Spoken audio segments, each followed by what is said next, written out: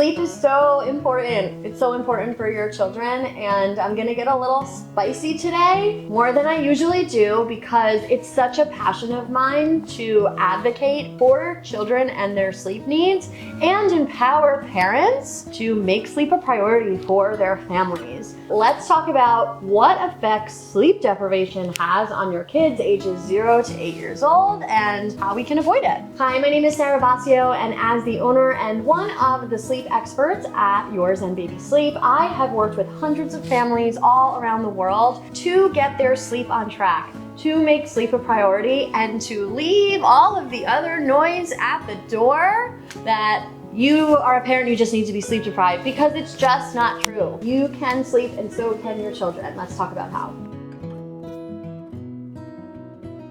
I love to rely on science in my practice. There is a lot of scientific research that talks about the benefits of sleep in children, the effects of sleep deprivation in children, and the long-term effects, both positive and negative, of ensuring that your children have healthy sleep habits using some type of sleep training method. Now, here's where the spiciness comes in. There's a lot of people who are angry at the job that I have. They just don't believe in sleep training, and that's okay. It's not for everyone. Listen, it's not a requirement of parenthood to sleep train your child. If your child is sleeping well and your child is sleeping in whatever way is working for you and it's not bothering you and it's sustainable and they're in a good mood and they're developing well and you're happy, there's no need to sleep train. This is not something that is a must do. However, if you have that gut feeling that your kid isn't sleeping well or could have more sleep, or sleep is not optimal and you're really struggling and you're just kind of stuck in autopilot mode, then it's okay to listen to that gut as a parent and say, even though maybe I wouldn't have ever dreamed of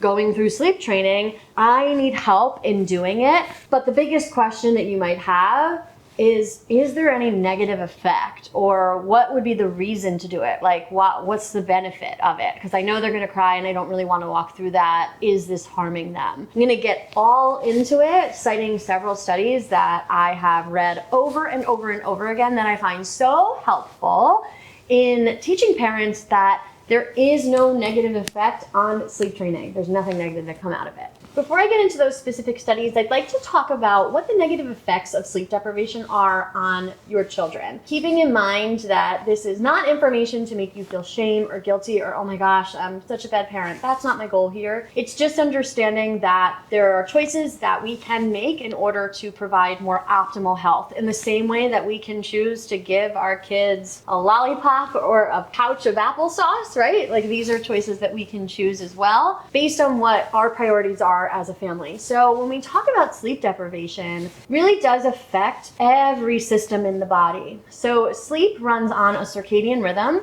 Circadian rhythms are our body's 24-hour biological clock, which also dictate our immune system, our digestion, our hormones, our cardiovascular system, our sleep. You name it, it runs on this clock starting around 4 months old. So when sleep is off, that means that our hormones are going to be off. We see in children who are sleep deprived, they have an excess of cortisol and adrenaline, our awake hormones, or our stress hormones, our survival hormones, running throughout their system. Do we need cortisol and adrenaline every day? Yes, I have it right now because I'm awake. It's our awake hormones. It literally keeps our body awake. But when we pass the threshold of balanced hormones, when it's too much or in excess, this can cause a lot of negative effects on the body, both short-term and long-term. Let's talk about those pretty obvious short-term effects when your baby or toddler or preschooler isn't sleeping very well. It affects their mood, right? You know, even if you have the happiest baby in the world, they may have a very short fuse when they go from like, I'm happy and playing to like, I am ready for a nap. Could be very, very short, that period of time. It's going to affect their eating. So many families who I work one-on-one with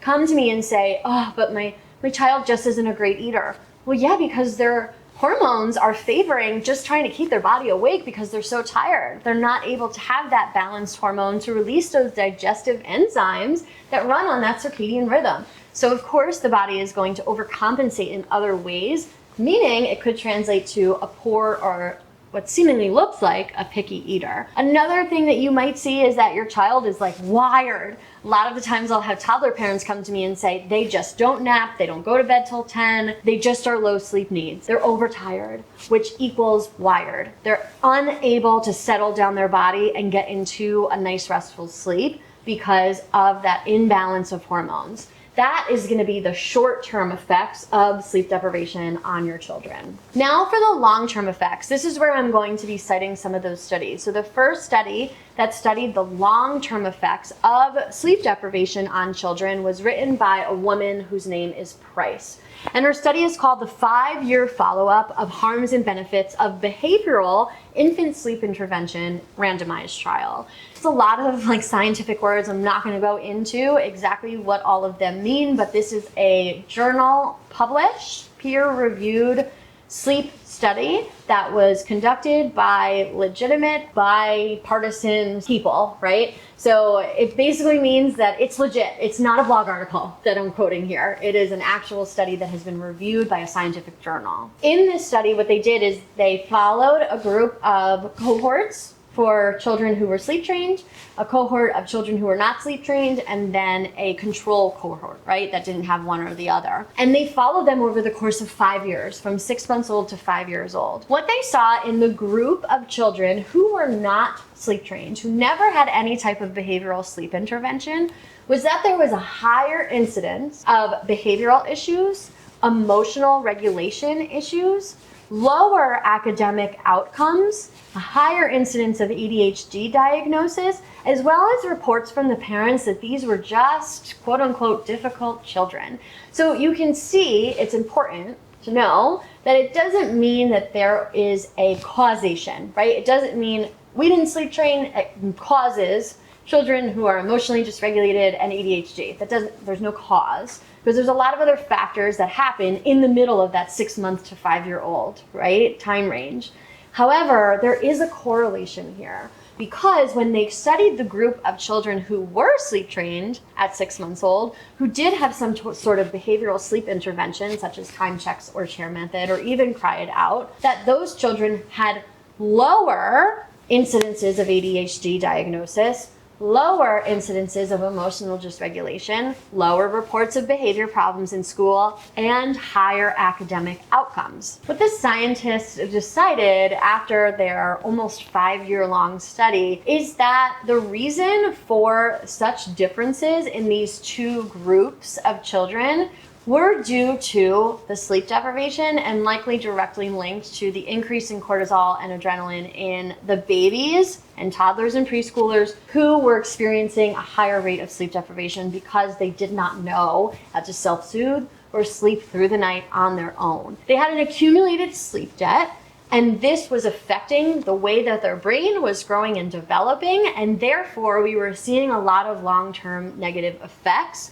on this group of children. The biggest feedback that I receive from, trolls on the internet, I guess, is that, well, what about the crying? Okay, well, my baby's gonna cry, and isn't that gonna affect their attachment? And are they gonna know that I abandoned them and then they're gonna have trauma for the rest of their life? What this study explains is that there is no effect on positive attachment for children whose parents have decided to teach them how to sleep independently. Keeping in mind that our children literally cry all the time before they have words, right? And toddlers cry all the time, and preschoolers start to cry less, they just whine a little bit more. And this is just our kids' way of communicating. It's normal that when we're teaching them a new skill, they're gonna protest, and they're tired because we're teaching them a new skill at bedtime. So this is a typical response. It's a very short-term amount of time that they are gonna be crying, and it's no more or less than when they are crying if they are hungry, or if they've fallen off of the swing set, or if they want an iPad and you said no and now they're tantruming on the floor for 45 minutes.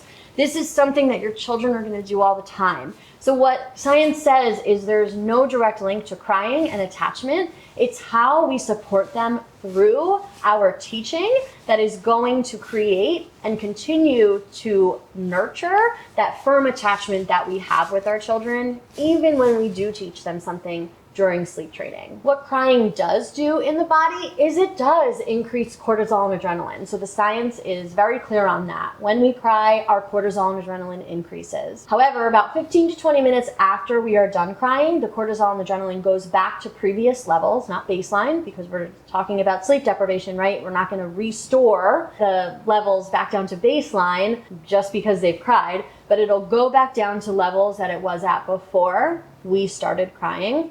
And then there's actually a release of dopamine, which some scientists purport, and this is going to be like a totally separate YouTube video. Sometimes scientists think that there could be like a need for this, that some babies just need to cry and kind of get it out and get out that good cry in order to feel that dopamine surge to then feel relaxed and go to sleep. But what I want you to think about is that the increase in cortisol and adrenaline is very short-lived. It comes back down and then that's over once the incidence of crying. So every time your child cries, this is the same thing that happens, up and down, up and down. When they're not sleeping, the cortisol and adrenaline is up, and the only solve for that is to sleep. So if we continue to allow our children to experience sleep deprivation, up frequently throughout the middle of the night, going to bed late, waking up early, skipping our naps so they're really, really short for a long extended period of time, we're gonna see those hormones at elevated levels.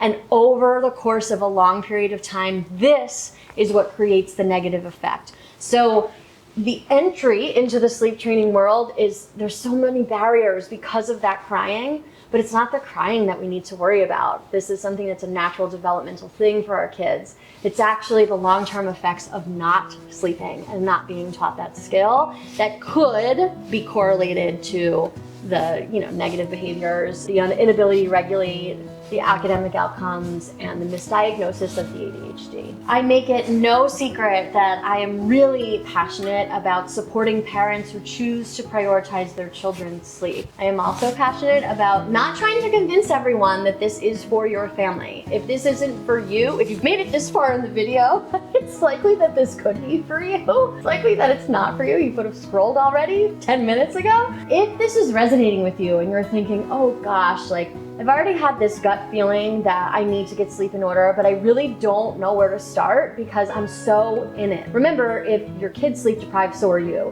It's not that your kid's up all night and you're happily sleeping in your bed. Your partner might be, but again, that's another YouTube video for another day. But you are also walking around with this exhaustion and this fog, and I want you to think of that. If you are in an exhaustion and in a fog because you haven't had a consolidated amount of sleep, or you haven't been able to get into a deep sleep because you have a baby who needs to suckle every 2 hours in order to put themselves back to sleep, imagine how they're feeling. And if you feel like you do need that support, there's so many resources to reach out and get some help. One great way is by booking a discovery call with me to learn about my sleep programs, as well as to learn more about what your sleep challenges are, so I can understand how I can support you and create a personalized program to get your sleep on track. You can find that information in the caption below. All the links are there. And also, if this is something that you think, all right, maybe this is me and I don't really know where to start and I'm a little timid and I'm not ready to book a call, like the video and leave a comment. Let me know some more information. I would love to interact with you and give you some guidance in the comments. I have a ton of videos on how to sleep train using methods other than Cry It Out, such as time checks and chair methods, so you should go check out those resources, as well as subscribe to my channel. So if you are at the stage of the game where you're really trying to piece together information and figure it out on your own, I have a ton of resources here, and you'll be the first to know when you hit subscribe when I publish my weekly YouTube video. As always, from my living room to yours, thank you so much for being here today, and I can't wait to see you again next time.